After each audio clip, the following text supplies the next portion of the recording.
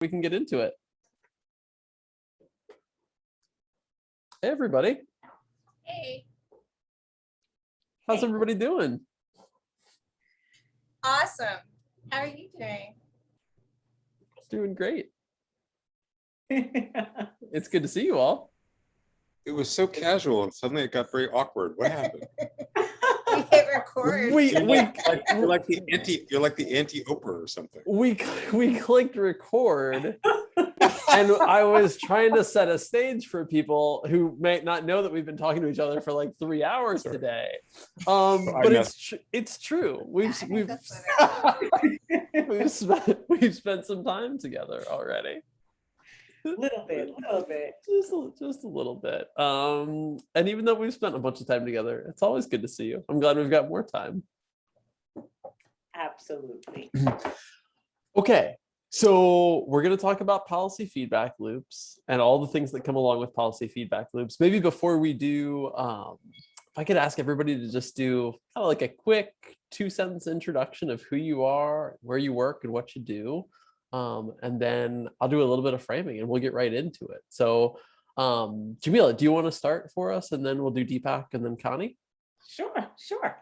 So I'm Jamila Michener, and I'm a professor at Cornell. I'm a faculty member there in the Department of Government. So that means I'm a political scientist by training. So what I do is I study politics, especially public policy, and things like policy feedback loops. And a lot of my work focuses on healthcare and housing and poverty and racism, as I tell my students all the fun stuff.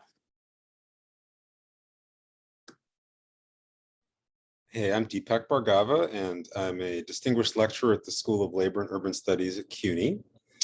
And I am also a fellow at the Roosevelt Institute. I previously was executive director of community change for 16 years. So I'm a lifelong campaigner and organizer, and worked on federal policy campaigns for a long time. And that's kind of been my route into this exciting work on policy feedback loops. And I'm Connie Raza. I am the executive director of Social and Economic Justice Leaders Project, which is a utility for progressive movement organizations and leaders to help them think further into the future than we often are able to prepare for conditions that are outside of our control, and to practice responding to moments of crisis and opportunity together. I come out of doing strategic research for labor unions and for community-based organizations. And I hail from Washington, D.C. originally. Thanks all. And I'm Kevin Simowitz, community organizer for a long time in Virginia and in Maine. Not to tell stories, but I got my first community organizing job through an internship at Community Change as a Generation Change intern in the first class of those interns when Deepak was the director of Community Change. So I just like keep bringing that back. And now I consult on some projects, including work with Connie and the SEJ team.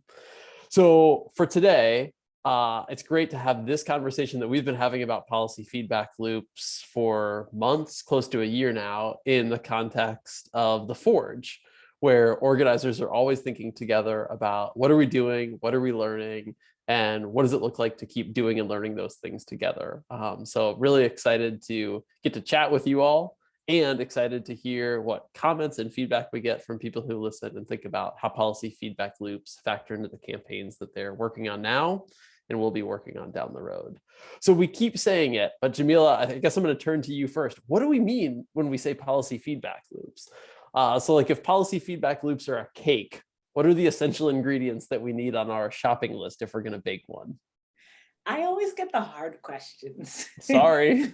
And for the record, I don't bake, so bear with me.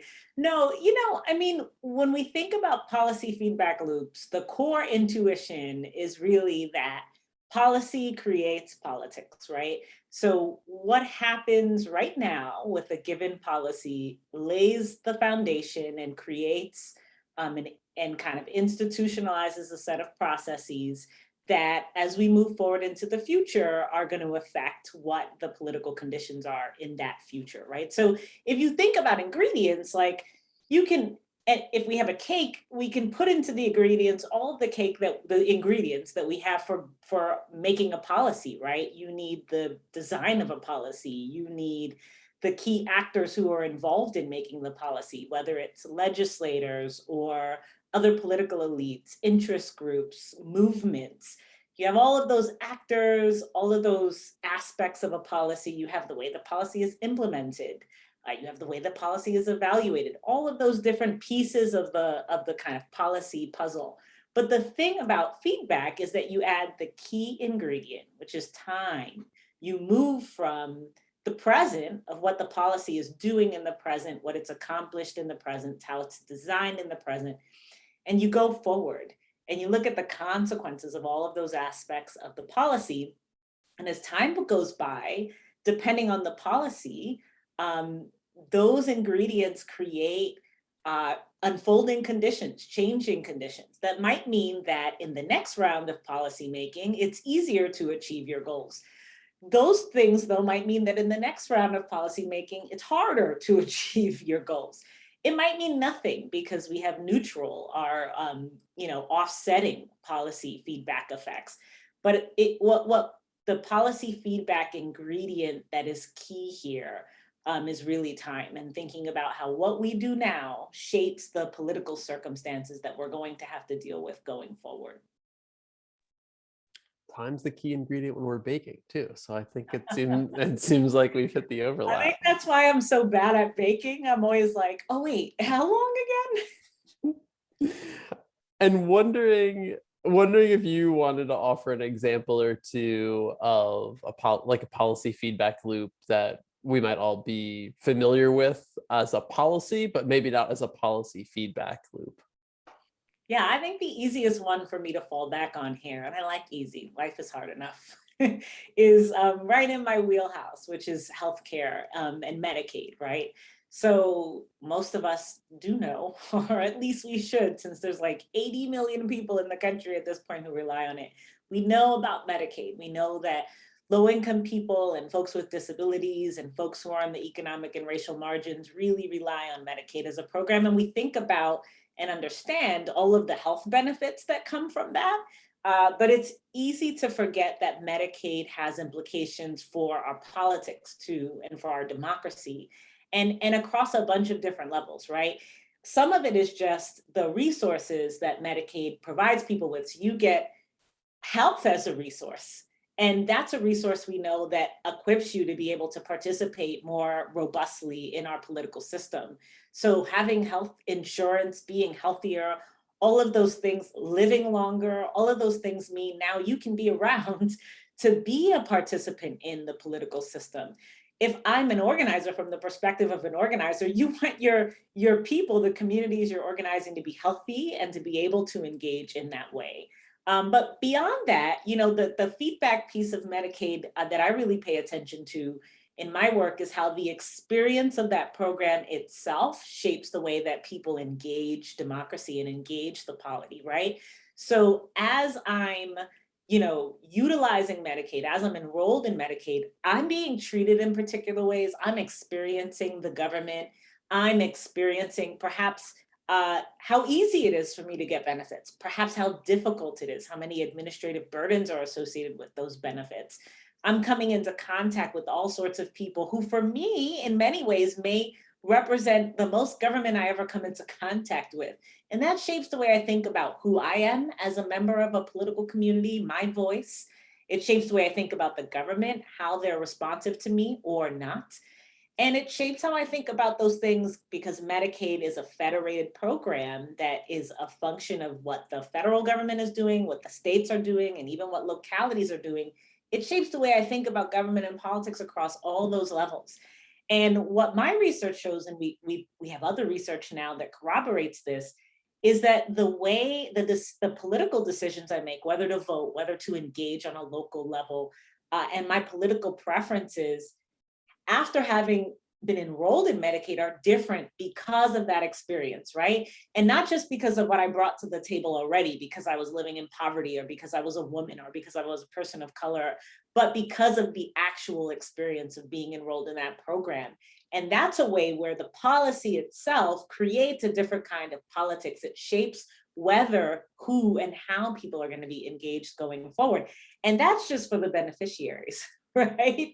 I could go on and talk about what a program like Medicaid means for advocates or for people who are trying to organize for the program on a policy level, what it means for political elites, right? Across different groups of people, the nature of the policy at any given point in time has implications for how they're going to be engaging in politics going forward and for what the political landscape is going to look like.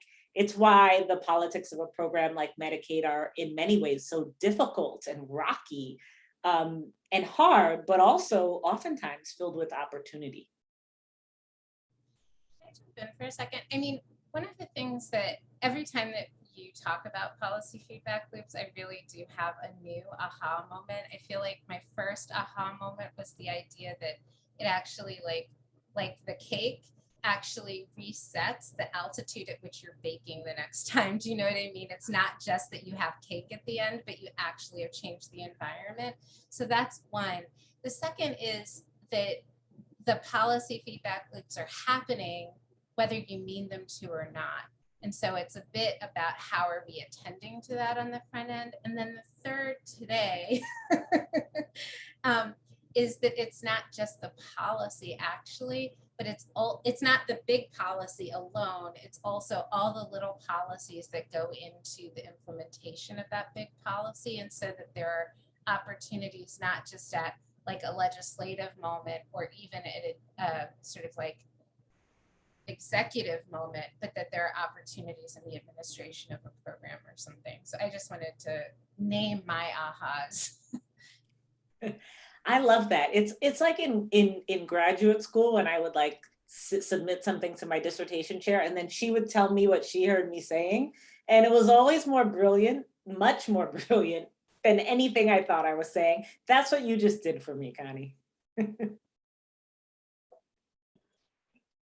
I really love this point about policy creating a different type of politics. And Deepak, I think I want to turn your direction if that's okay, because I know you've written about how policy feedback loops were used especially effectively by the right during the Obama years to disrupt the progressive agenda and also strengthen right-wing movements. And you've also written about how the failures of the Obama administration to like really focus on power building paved the way for a right-wing resurgence. A small thing, but like, can you walk us through kind of the steps and the key components of what happened?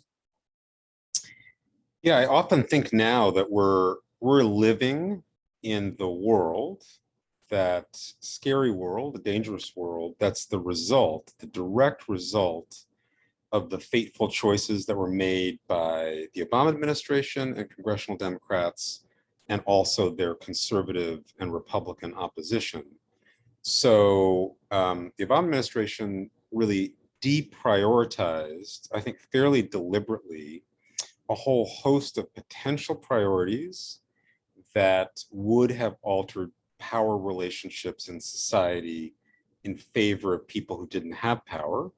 Things like workers' right to organize through the Employee Free Choice Act, immigration reform that would have given a path to citizenship to undocumented people and transformed the electorate over time, big changes in voting systems. Those kinds of things were really not on the top of the agenda for the Obama administration. And even beyond that, the policies they did pursue were not oriented to the kind of feedback loops that Jamila just talked about. So for example, the tax cuts embedded in the Recovery Act were deliberately designed to be submerged so that the people who received them didn't understand that they had received them. So there's no political credit that would ensue for that. They were designed that way under the theory that people would be more likely to spend it if they didn't realize that they had gotten it. And that may or may not be good economic logic, but it's disastrous political logic. Or you think about the decision to not wage a kind of symbolic or war against the banking class that brought about the financial crisis and stripped wealth from millions of communities, particularly, especially communities of color. That decision also was a decision that really was a missed opportunity at the level of consciousness to help people understand who had caused the crisis, who were its victims, and then what might some remedies have been. So a decision not to prosecute any bankers, which was not a legislative issue, that was really kind of an administrative issue, executive action issue, proved pretty fateful. So I think we can really unpack why they made those choices. I think some of it was policy technocratic orientation of many of the key people in the administration. Some of it was, actual conservatism among some people in the administration, like Summers and Geithner, who were very close to the bankers. And I think some of it, to talk raw politics, was a sense that Obama got there on his own, that he didn't get there by virtue of being in a deep bond of relationship with organized Democratic constituencies. So his sense, I think, of the need to strengthen those constituencies was even weaker than it has been for other Democrats. So while that saga was unfolding and the labor movement's strength, density actually declined under Obama's terms, which is a fairly shocking thing if you think about it, right? Can you imagine corporations leaving Republican administrations, weaker than they had entered? It's kind of hard to conceive that would happen. So the other side of the story is conservatives were motivated by a will to power. And so in addition to all the federal obstruction they did, judge appointments and legislation where they could, they also ran the table at the state level after the 2010 elections when they had trifectas in a number of politically pivotal states. And so what we got there were voting rights restrictions that particularly hobbled the ability of people of color and other groups, the disabled, young people, to vote, hugely consequential. We got attacks on unions and their right to collectively bargain, and particularly public sector unions. And there's a lot of research that shows that union strength relates to voting participation and also Democratic vote share. And we got gerrymandering of congressional districts, which made it harder for Democrats to compete fairly in subsequent elections. So the sum of all of that, of the kind of re-rigging of the rules, I think you can argue that the 2016 election does not go to Donald Trump if those things don't happen in Wisconsin and Michigan and Pennsylvania. So there's a direct, immediate response, but it was a very strategic effort to knock the legs out from the progressive movement, its core constituencies, who, let's just be clear, are Black folks, union members, other people of color, immigrants, and women. So systematically to really undermine those sources of power. And I think it created the conditions in many ways for the situation we live with now.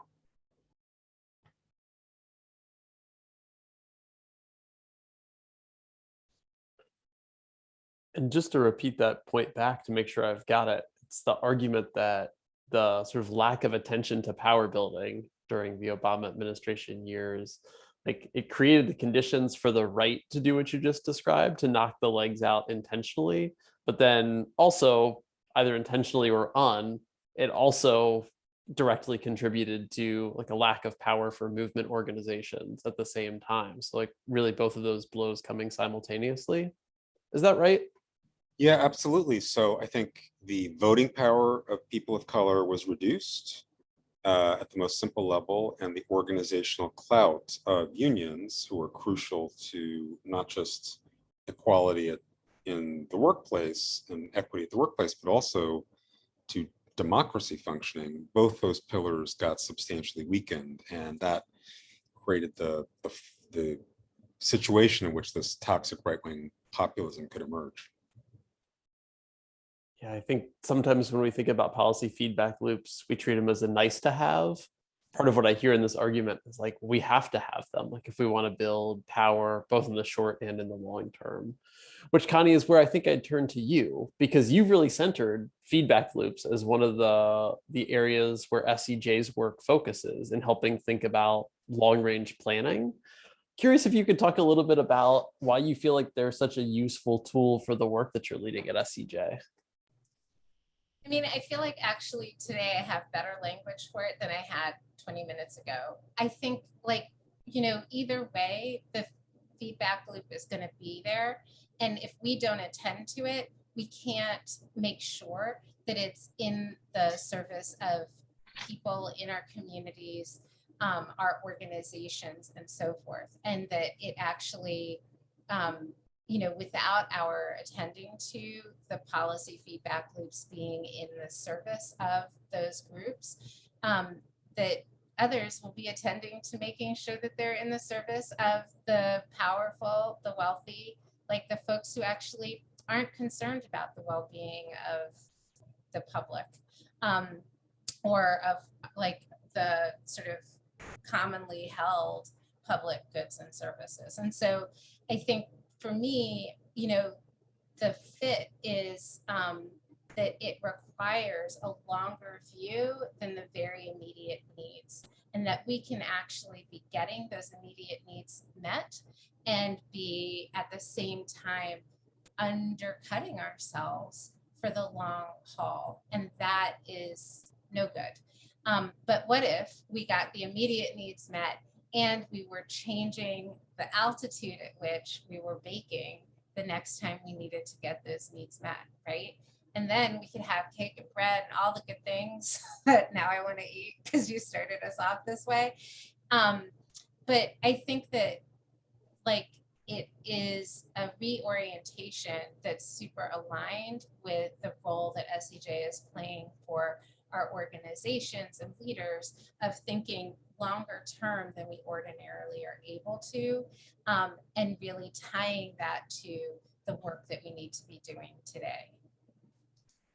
Yeah, I just want to quickly add here, at risk of stretching the analogy like way, way too far.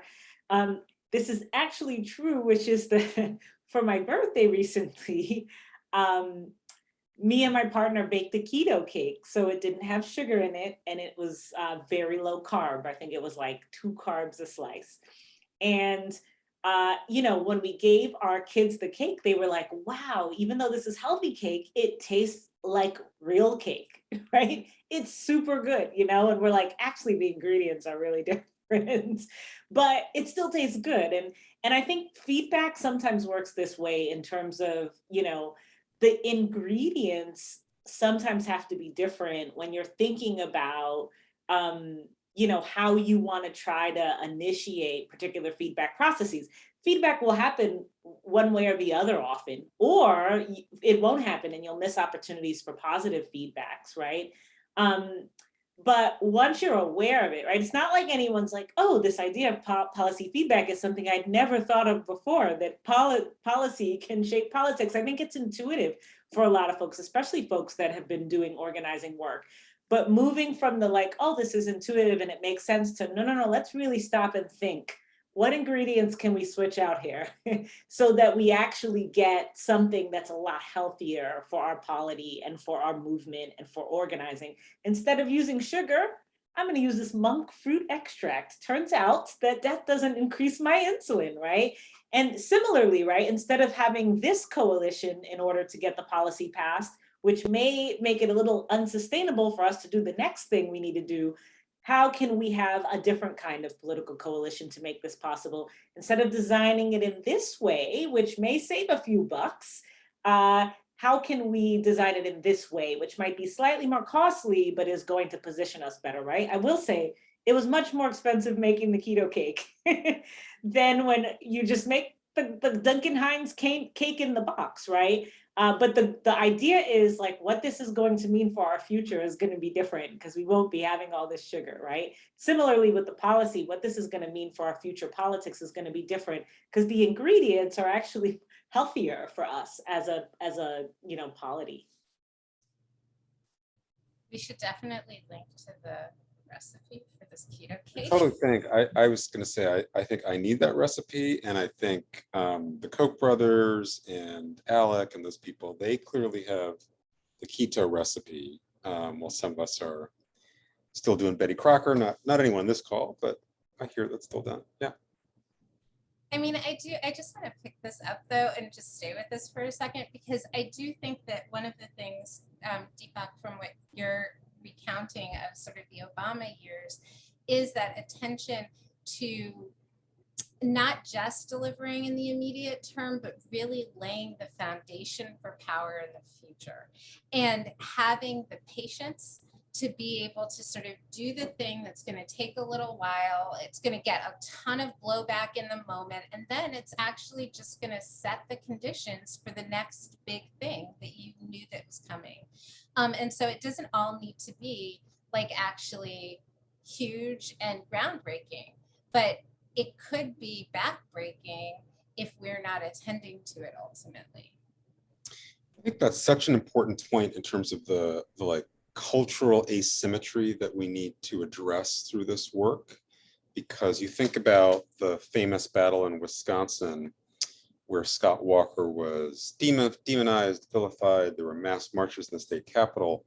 If you kind of replay the tape further back, you know, nobody in those states, the legislators, the governors who did those measures to break unions, ran on it in the campaign, right? These were not actually campaign priorities, but they were governing priorities. They may or may not have been the top priority for any individual member within the conservative coalition, but everybody was going to benefit on that side from, let's be blunt, less people having a union and less Black folks having access to the ballot. And so they create a culture that was able to prioritize those longer term cross-cutting things, and where there's a kind of fearlessness about a difference between what you campaign on and what you govern on. So I think that's a really crucial point that Connie's getting at there. And to this point about what you govern on, I mean, we're having this conversation in a political moment, right? So we're talking in the middle of August, working on implementing the American Rescue Plan, parts of the CARES Act, like potentially on the cusp of an infrastructure bill, maybe a reconciliation bill to follow it. So we're right here in this moment. I'm curious from you all, like, we don't have to do a full report card on the Biden administration, but like right now, from what we know so far, how do you think the Biden administration is doing in regards to policy feedback loops? Like, do you feel like we've learned some or most of the lessons that it seems like we had to learn from the Obama administration? How are we doing? Well, I'll start. I mean, I think it's definitely an improvement, but there's some major flaws that remain, you know, like really big flaws. An obvious one I'll come to in a moment. So I think the improvement is like they're clearly understand that benefits have to be legible, visible to the people who get them, right? So the whole child tax credit effort is a good example of, we need to make it visible. We need to make the connection between what we said we do and what we did, and we did it for you, like all that stuff, the legibility, visibility. I feel like that message got across. I feel like some of the measures around trying to make sure that there are incentives to favor labor in kind of infrastructure are very positive. I feel like the intent around institutionalizing racial equity across different agencies and government is very positive. I think the big critique, which though may be so big that it ends up dwarfing the good part, we shall see, I hope not, is they don't have a plan or a focus to save our democracy. and it is under, the biggest threat in recent memory. And it's really not a core priority to address it, either through marshaling the full weight of the federal government through executive action administratively, or passing crucial legislation like HR 1 and the John Lewis Voting Rights Act and other things. And that, I think, is potentially like failing to learn the lesson of the past, which is that if you assume that you do good on the delivery and that will translate into lasting electoral majorities, if the rules are so rigged, it may not. And I think that's the deep heartache I have, or worry I have about where this is going, is that failure of nerve or imagination or both. Yeah, I think that's probably my biggest concern. I mean, I think on the positive front, one of the things I've been struck by, which maybe isn't something that is as like kind of big and salient, but certainly is salient to me, are things like, for example, the OMB and their focus recently on administrative burdens, right? I think that's a space where, in the way that sort of Connie talked about earlier, where the work isn't always legislative. Sometimes it's happening at in a different venue, at a different register than that. And this is an example of kind of an administrative register that's focused on improving people's experiences with government in ways that can have ramifications down the road for how folks engage with government, that can have ramifications for racial equity, and that can have a lot of that can feed forward in a lot of potentially powerful and positive ways. So I think that there are fronts like that. And again, the child tax credit is another example. The racial equity executive order is another example. I think there are some fronts, and these are the fronts in particular where the Biden administration has a kind of leeway to act nearly unilaterally, right? That's where we see the most promising initiatives and forward movement when it comes to policy feedback.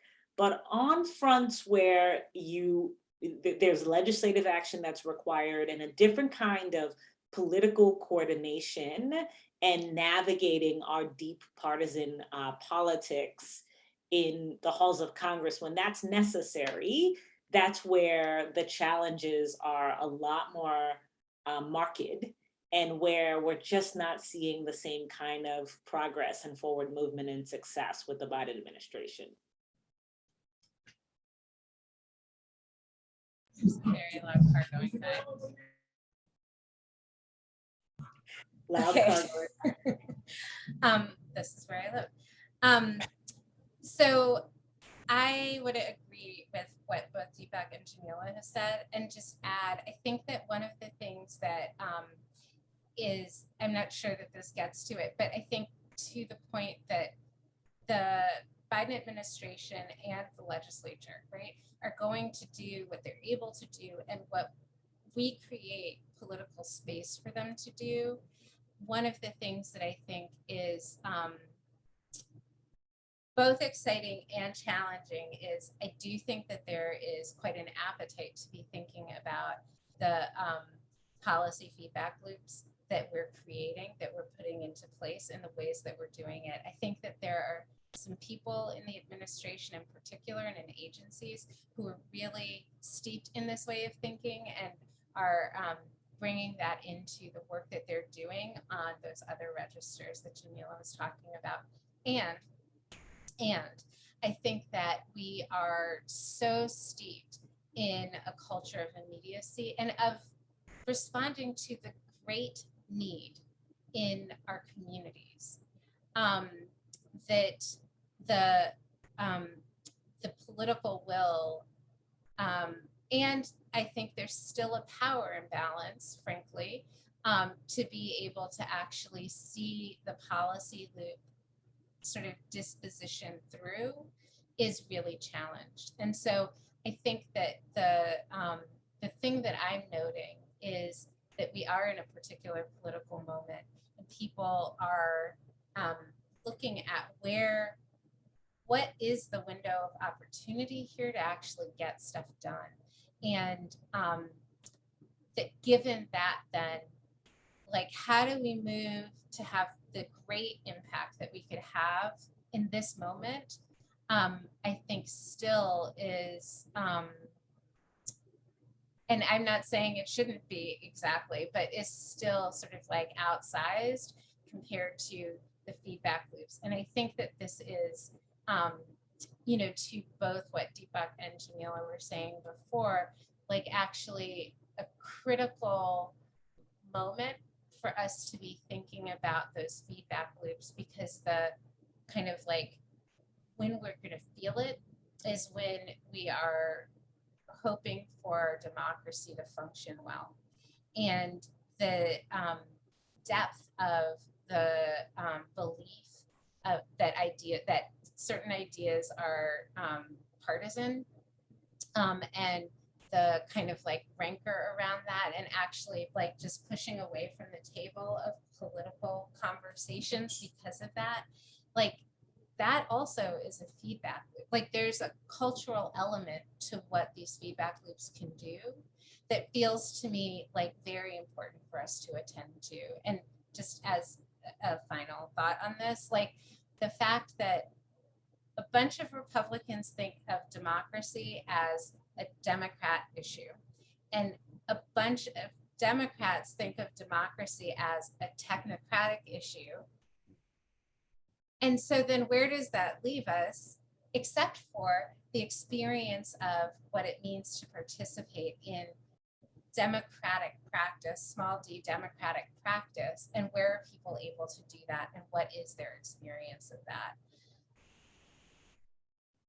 Yeah, can I, and so just one quick thought, even as we were talking about the Biden administration, one thing that struck me was however we imagine the sort of pluses and minuses or successes and developing perhaps failures of the Biden administration. One thing to keep in mind is that there's a limit in a kind of federal polity like ours to how much the Biden administration can do. And I think looking at what's happened with rental assistance is a perfect example of that, right?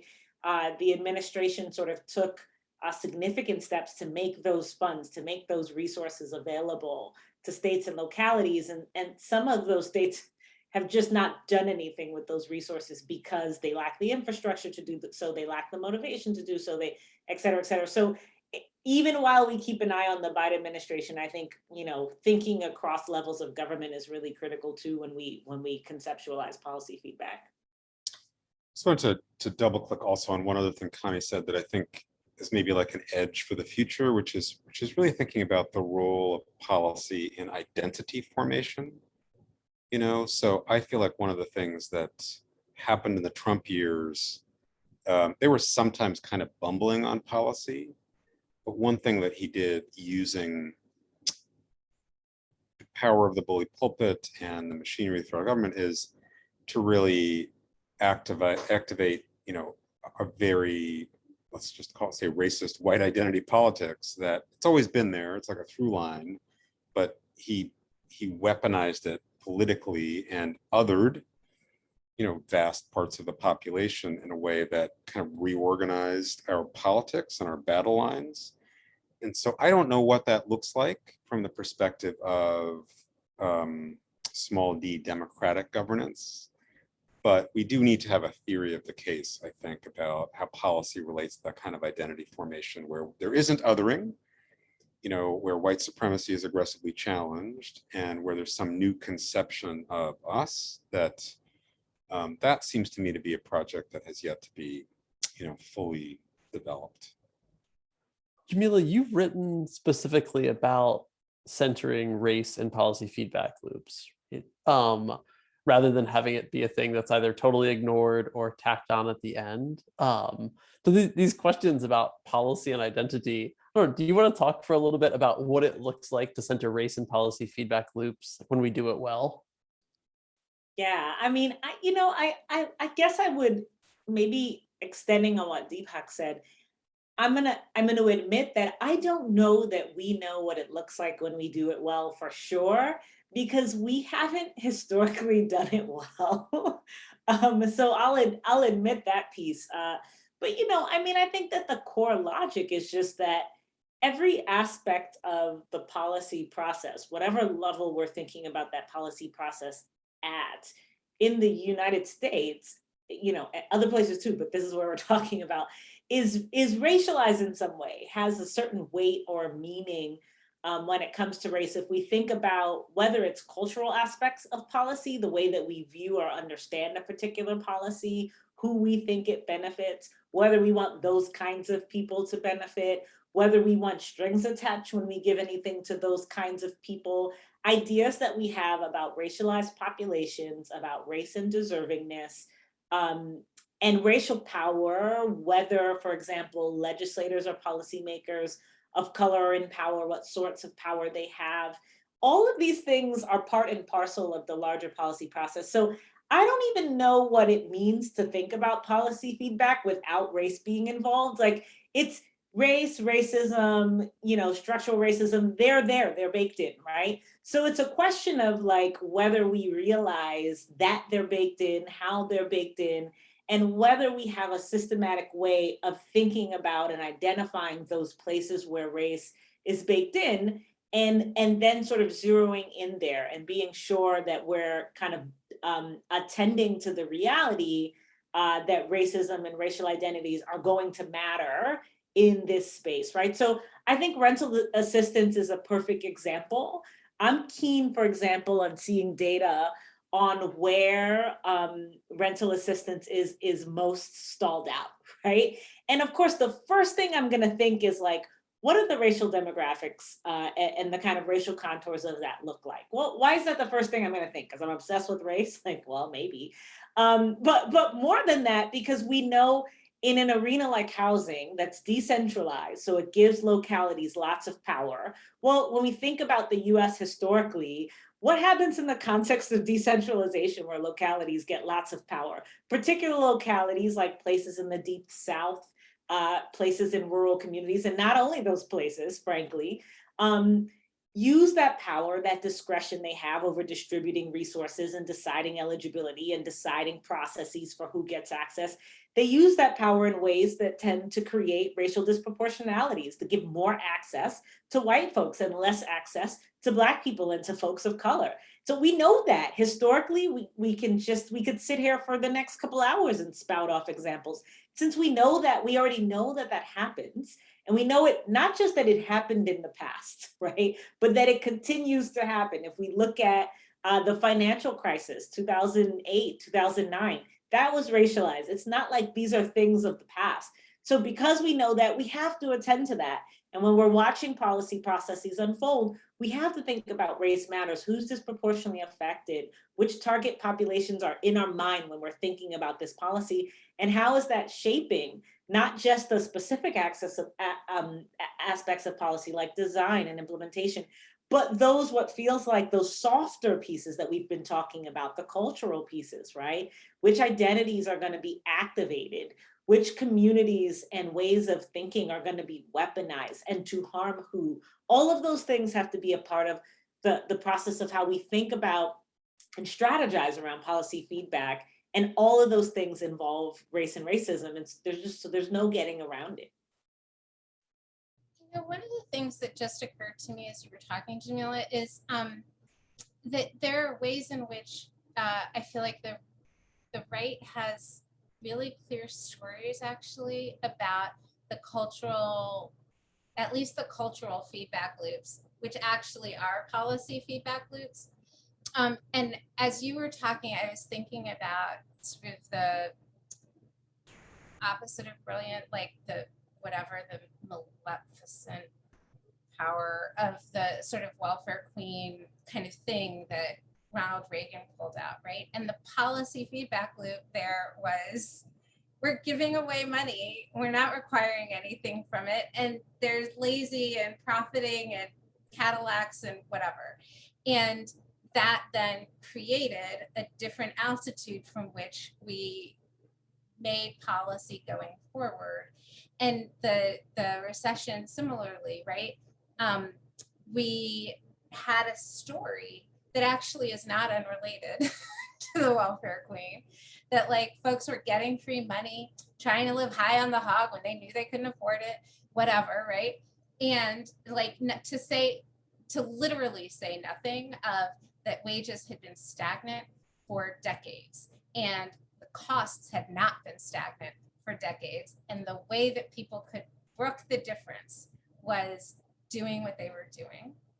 And the bankers who were profiting from them got a free pass. They thought that they should have been held accountable. They expected to leave that meeting with Obama with their tails between their legs and their banks nationalized. And they just got a free pass, right? Because we had a narrative and they had been investing in feedback loops that prepared for that and prepared for the ability to withstand the political backlash without it actually they were like trees and then they sort of like trees that didn't break, willows, I don't know, just standing. Whereas on the other side, the political backlash because of the imbalances baked in. So I wanted to say that because I do think that it's like, I'm going to just out myself as like an English PhD and say the stories matter, and the story and like our ability to tell the story matters. And so there are places where I feel like Biden on what the cost of those tax cuts has been phenomenal, right? There's a need for us to tell the story sometimes, and sometimes there's a need for us not to worry about telling the story. To Deepak's point, like we don't need to campaign on all the things, right? We need to be considering how we do the things so that we're, building power for people, for our communities. We don't always need to tell it, but when we've got the story, we need to tell the story so that we have so that the feedback loop is sort of like further buttressed by the kind of cultural and social environment. Yeah, I think this is so right. And I think, what do we have those ready-made like cultural frameworks and stories for? Like what kinds of policy processes are they ready-made? We can pick them off the shelf and carry that policy along or create opposition to it versus when don't we? One example, I always use this in my teaching. I teach a course on public policy. And at the start of the class, I always say, well, what makes a good policy? And they're like, policy that helps people, policy that's like efficient and effective and like fiscally responsible. And I'm like, oh, okay, so let's take an example, housing first, right? We saw this in Utah for quite a few years. They implemented this policy and it's like, it turned out that it helped lots of people. There were fewer unhoused people, and it's just, you give them someplace to live, no strings attached. You don't have to get a job. You don't have to get a drug test. You don't have to pee in a cup. You need someplace to live. We give you someplace to live. That actually gets lots of people off the streets and into homes. And it's even cost effective because they're not going to the hospital as much. They're not going to prison as much. That makes good policy, right? And many of my students will go, oh, but wait. But they're getting something for nothing. But what about the taxpayers who are paying for but wait, they get to live someplace for free and I'm a law-abiding tax-paying citizen. They have ready-made narratives to say, even though the evidence suggests that this is helping people, what about the deservingness piece? Well, those narratives of deservingness are so accessible. And when I say, but what about dignity? What about everybody ought to have a roof over their head, full stop? But that narrative of dignity is not on the shelf. It's not readily accessible. And so the deservingness wins because it's there. We've crafted and cultivated that over a period of time again and again through policy processes and discourses, right? And through racializing and otherizing populations that benefit and so on and so forth. So I think that's so right, which narratives are readily available. And policy feedback processes are about, in part, making some narratives that right now are not doing the political work that we need them to do, making them more available in the minds of people so that they can do that work. I keep having this sort of visual image of like Connie of the trees that you mentioned, of like being like willing and able to withstand like backlash or strong wins, and the narrative feedback loops we're talking about as those wins. And if you have a tree that's not rooted very deeply and a super strong wind that comes along, then there's no tree there. And I think, we keep coming back to time as a theme in this conversation, which I think is helpful, because I think we've mentioned immediacy, the immediacy of policy need, and then this idea that we just want to get money out the door. And what I keep hearing as another theme is like, well, the money goes out the door, but then whether or not it gets where it's supposed to go is like a real open question. And if we're not very intentional about that from a feedback loop and an implementation standpoint, the money got out the door, and that sounds like good politics. But if it doesn't get to people, how good are those politics and how good is that policy? I want to bring a couple things up. I know we're getting a little bit close on time, but we're not there yet. One thing I want to think about is, we've talked a lot about evaluating how the current administration is doing, which is a good exercise. I also want to think about how our movement organizations are doing in respect to lessons learned about policy feedback loops, because there's responsibility on both the inside and the outside to learn those lessons. And then I'm also curious about kind of what feels compelling on the horizons as like new possibilities for policy feedback loops, especially at the federal level. What are the upcoming frontiers in this work that we want to think about exploring?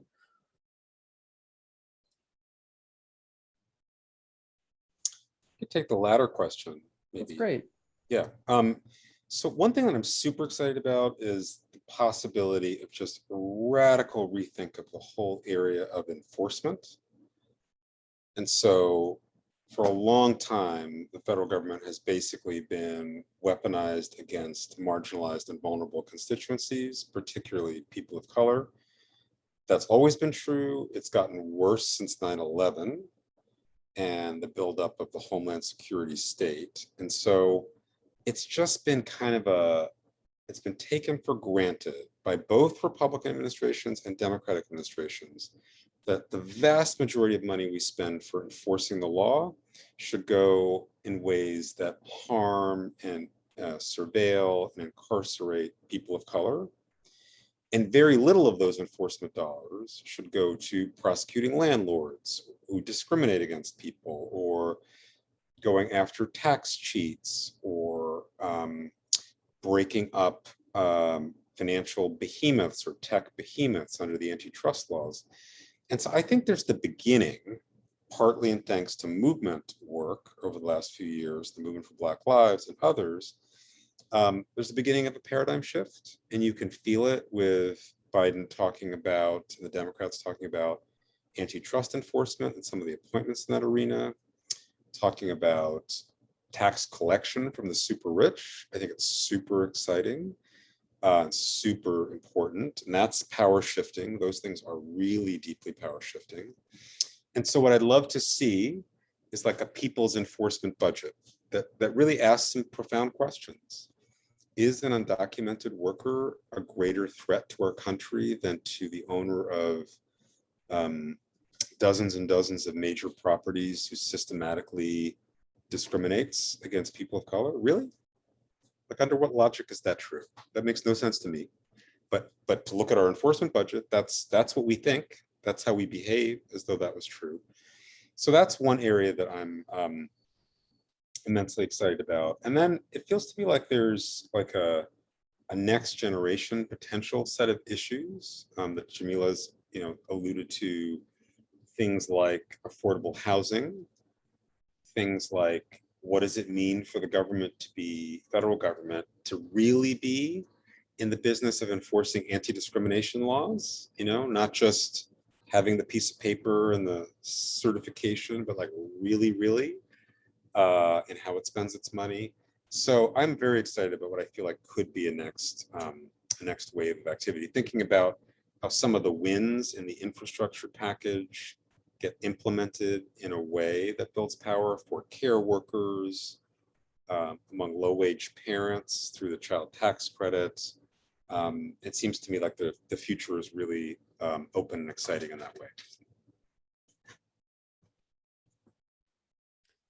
Connie, do you want to speak to the first question? I'm curious because it goes hand in hand with how successful we are at realizing these things on the horizon. Like, what do you feel like we've learned on the movement side? Sure. I mean, I feel like we've learned a ton, and I feel like we've learned a ton from hard experience in the past, and also from, you know, the really great work that Deepak and Jamila and you have been leading here, and from, you know, just like really the spending 4 years in a resistance mode to a threat that hasn't gone away. And so I think that there is a lot of attention to the ways in which we could be building longer term power and an environment for longer term sort of policy wins even, and political environment shifts among movement organizations. And I think that it butts up against, like, you know, 4 years of real abuse being relieved, and a period of relative normalcy. And so I think kind of having space to be able to continue to think in that longer term way and practice that, having, you know, really thinking about what are our relationships like, not only within our organizations, but across our organizations, not only among our organizations, but from our organizations and into folks who are in government, and really thinking about how are we behaving, not like just outsiders, but like our government's our government, which it is, right? Like the role of the government is to represent the will of the people, and the having that ownership. I mean, when I was teaching composition, freshman comp, I was adjuncted one year to a history class, and we read the founding documents of the country. And I asked the students, these were kids coming into the public university system in California, you know, most of them traditional students. And I asked them, so what rights are we granted in the Constitution, in as it stands, right? The current Constitution. And they said all these rights, lots of rights, including the right to pick our representatives. And I was like, oh, interesting. Anything else about that right? No, I think that's it. And I was like, I mean, do we get to be those representatives? Like, do we get to pull them out, you know?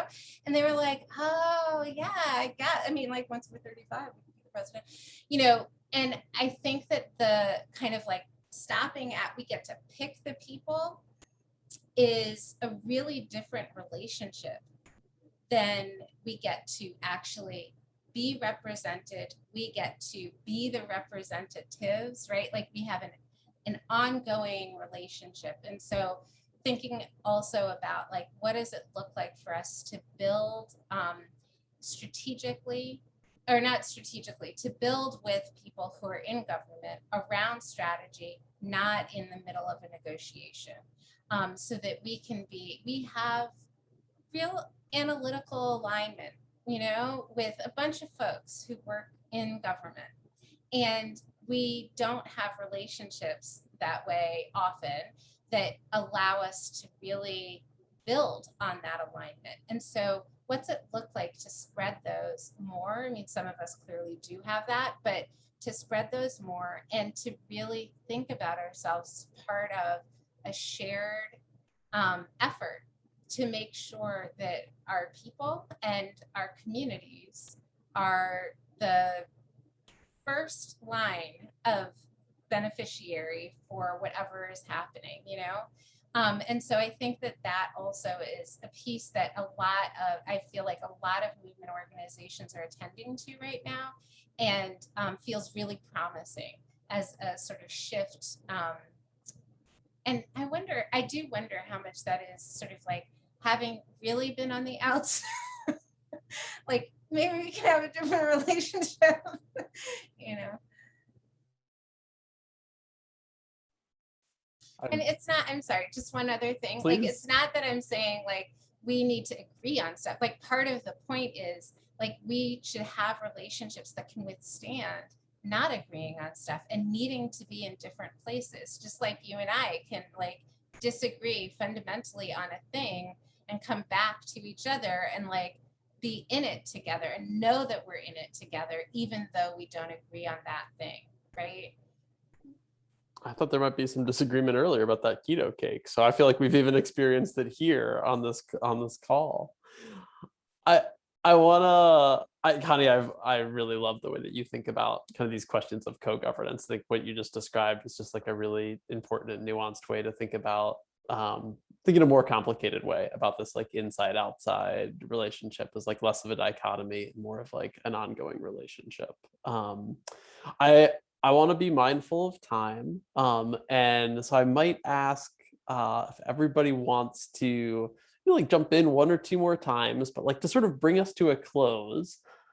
As always, as a facilitator, you're going to bring to a close by asking a massive question that would require a whole other answer, a whole other hour to answer. So apologies in advance. But if we had to pick one cultural or kind of structural or strategic change that we could make that would sort of make policy feedback loops a more central strategic orientation of progressive forces in the US. So I'll say this again, because again, this is like a massive question, but like there's one change that you would say that we make, like a cultural change, could be a structural change, that like really centers these policy feedback loops as a strategic priority of our movement. What's the change that you propose that we make?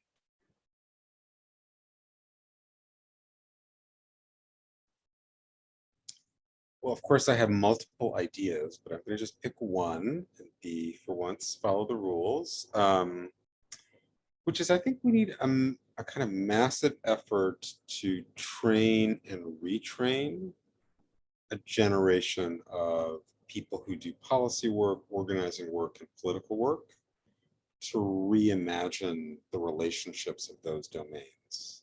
And so, you know, the last couple of generations, people have generally been trained in stovepipes, where if you were a policy person, you were looking at certain kinds of policy efficacy defined in the way that Jamila was arguing earlier, I think in a fairly narrow concept and over a short time horizon.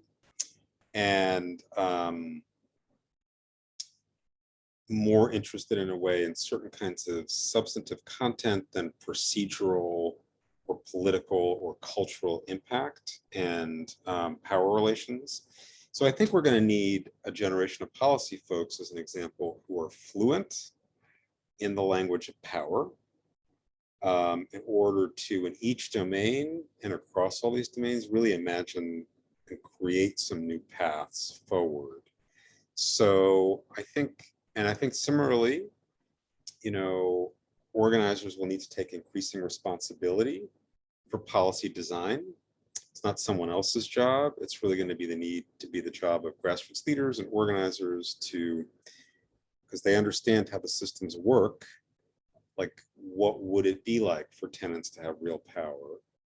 And I think the political professionals are going to need to be engaged in this too, because they think about communication to a mass public, they think about stakeholders and core constituencies. So each of those groups, I feel like there's some engagement with each other and some reorientation to some shared objectives, like breaking down the walls or the silos between those crafts, I think is a really important piece of work. Yes, yes. I think that this is so hard, which is why I'm hesitant to answer.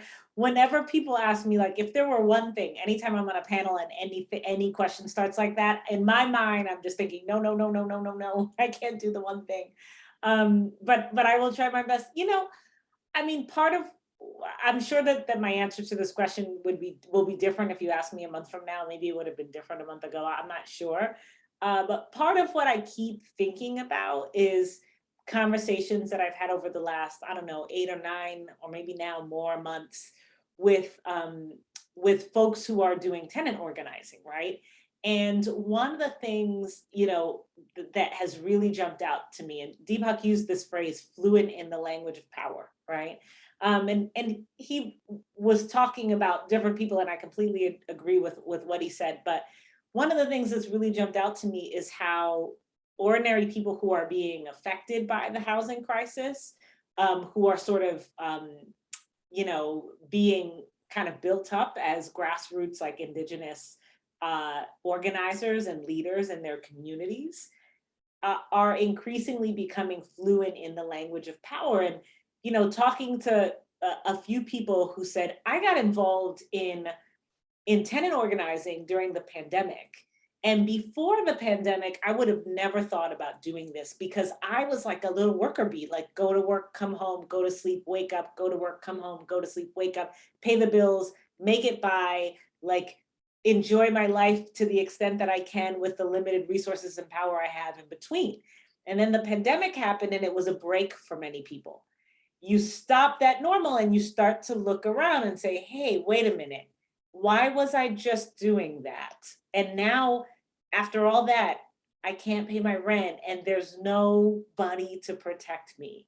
I'm just so vulnerable. Why would it be like that? And suddenly they start to think about power. Who has it? Who doesn't? Why? How are our systems organized? They become fluent, right? And often people don't naturally become fluent, right? You encounter some kind of organization, somebody who pulls you in and who helps you to make sense of the circumstance that you're in now and gives you this fluency in the language of power and then helps you to apply it to your own life and then channels that. And I think that that sort of thing happening more and more on a larger scale and more people who are just kind of thinking about their situation as their situation, like my landlord's a jerk, or my boss just won't treat me right. Or, I just wish that everything wasn't so expensive and my wages could be a little higher. And those feel like individualized problems. So if there's a cultural shift that I think would be absolutely transformative, and I have no idea how to make happen, it's shifting from people thinking about those individualized challenges in that way to sort of waking up and realizing that it's actually about power and they can have some if they get involved in particular ways. And we're just almost numbed against that. We have so much TV to watch and we have phones to scroll on and we have things to distract us from recognizing our own powerlessness in the face of capital, in the face of all sorts of other systems and structures. And the more we can push towards awakening people to those, and it's not like you're like enlightening people like, oh, I come from on high and enlighten you below. Folks actually know this stuff, right? It's just a matter of like activating that knowledge and then channeling the energy that flows from it. And that's hard work. It's pretty much what organizers do. So I guess my answer is much more, finding ways of structurally funding, supporting, encouraging, and amplifying those organizing efforts. I was gonna say, you always tell us that you're not an organizer, but you're starting to sound an awful lot like an organizer when you do that piece. So that's wonderful. Connie. Yeah, I want to just like yes and yes and yes to everything that Deepak and Janila just said. And then the thing that I want to bring in is I think like we need to restructure how resources are allocated in our movement. So I had the privilege of talking with Amara Jones from Trans/Media, and she has been hosting a limited podcast called the Anti-Trans Hate Machine. And in it, she's really looking at the way in which the anti-trans movement is part of a much larger movement that is funded by a very coordinated set of funders. And one of the provocations that she offered was that we are tens of millions of dollars and decades behind where those funders are. And part of the way that they fund is they fund for a long time.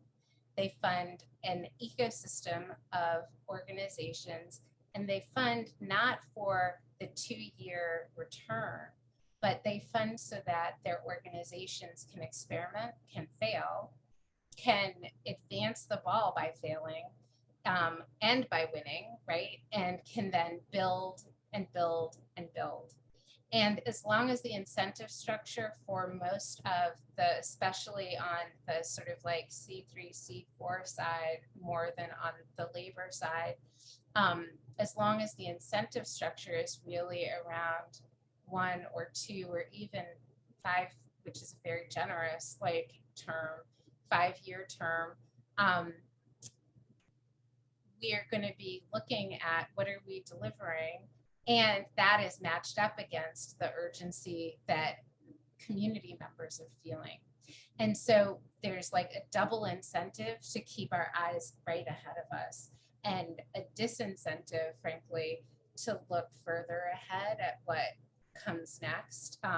And not that people aren't thinking about it, not even that they don't want to, but that like what they need to deliver both for members and for funders is really different. And so like, I do think that there's a need to, and whatever, I feel like people always say this, like this is like the most pat thing that can be said, but it's like so real that if we need to see a real change in the common sense about what is right for us to do together, then we need to actually invest in a much longer term relationship so that organizations can really dedicate time and resources to prioritizing that, to figuring out how to build that into their organizing, to be able to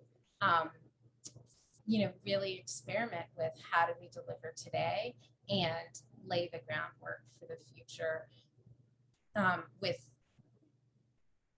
not just on the margins, which they're doing, not just sort of like in the space that they can carve out from what they're driven to do. Well, no, Connie, I think like if that's the thing that people say all the time, it's because we haven't fully done it yet. So I appreciate the provocation. Like it's the thing we've got to keep coming back to. That feels like a good spot for me to try to draw us to a close, but anybody want to jump in with like any quick last remarks before we wrap up for today? Maybe just one thing that what Connie Please. had provoked for me is like thinking of this audience too. I think one of the greatest values of policy feedback loops is as a bridge between the world as it is and the world as it should be. Our movements get so polarized between folks who are very oriented to radical transformational vision, but then you're kind of like, okay, how do we get there?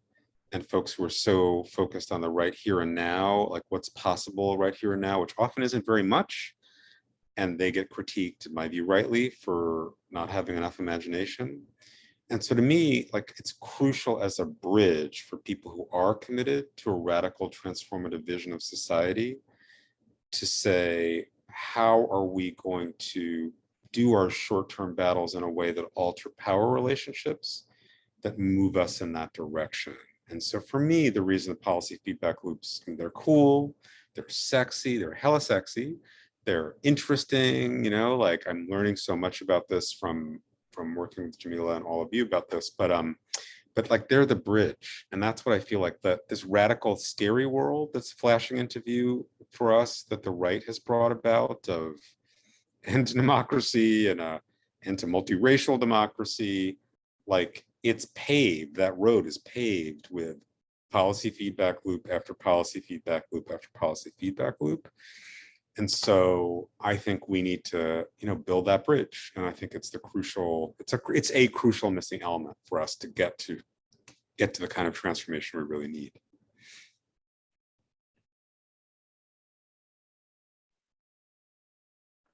That's a great spot, I feel like, to leave listeners and readers. I so appreciate the three of you, your individual brilliance, your collective brilliance. I can never take notes fast enough to keep up with the three of you when you're talking. So that's my growth edge for this year, is to try to get down more of what you're sharing. But I really, truly appreciate the time in this space, and really appreciate the Forge for making space to share this conversation with a wider community of organizers. So I'm sure we'll also have some follow-up links to the talks and the articles and the books that these three amazing speakers have written and shared out into the world. And we'd of course love to hear other thoughts and ideas people have in reaction to this conversation. So thanks again to all three of you. And I really look forward to the day where we can do this in person. Thank you, Kevin, for Yeah, no, stewarding thank you. us. Thank you, Kevin, for being Of course. with us.